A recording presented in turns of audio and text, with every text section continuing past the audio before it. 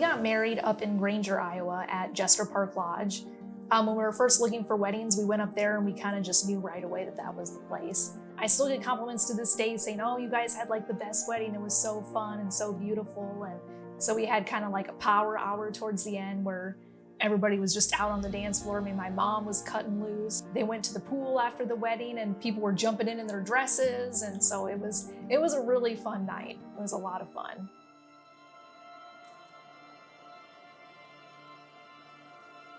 We were trying to go to bed and I was like, can you turn on the air conditioning?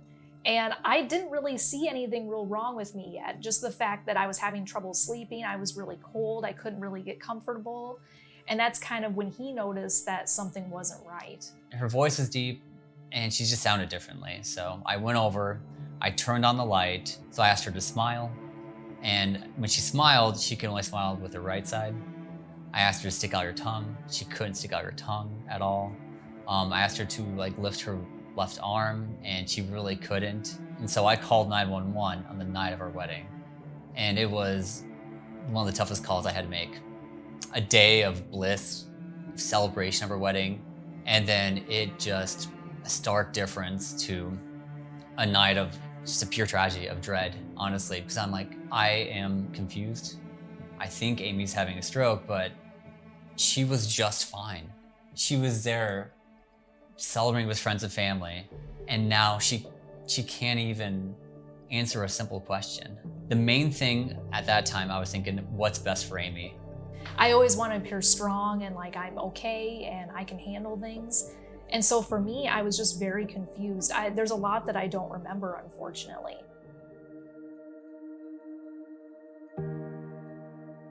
And the doctor came in and was like, we don't know what's wrong with Amy.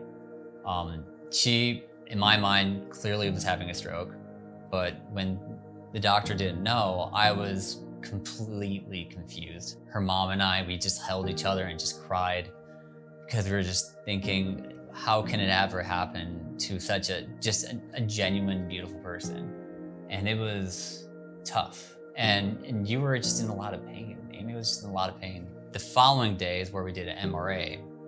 And there determined, hey, that she had a carotid artery dissection. And that's where the stroke occurred. I would just kind of cry. And I honestly cried about 30 times that night because I felt alone. I imagine getting married and then you can't speak with your wife the next day. And that was extremely tough.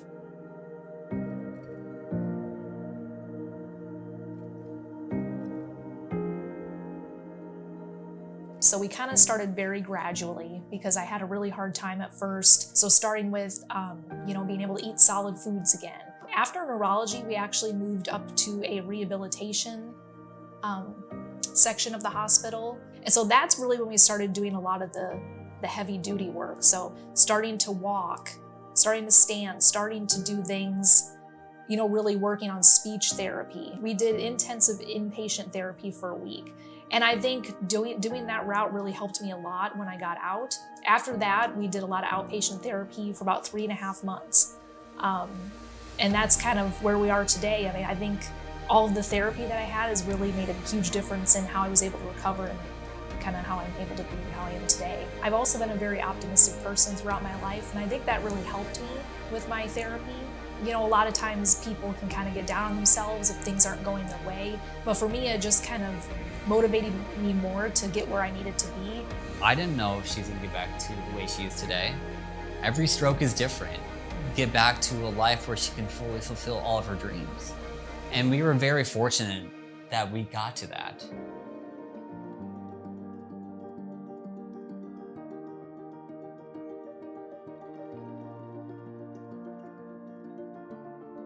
I was aware of symptoms of a stroke.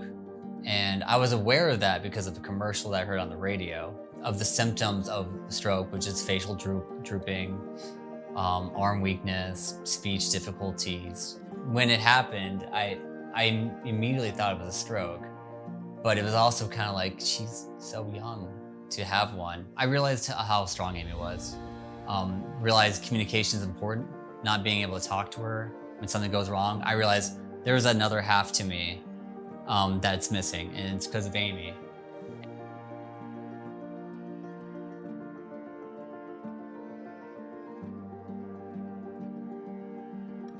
Amy is truly one of a kind person. You'll never find anyone like her. You'll never find anyone that's so nice.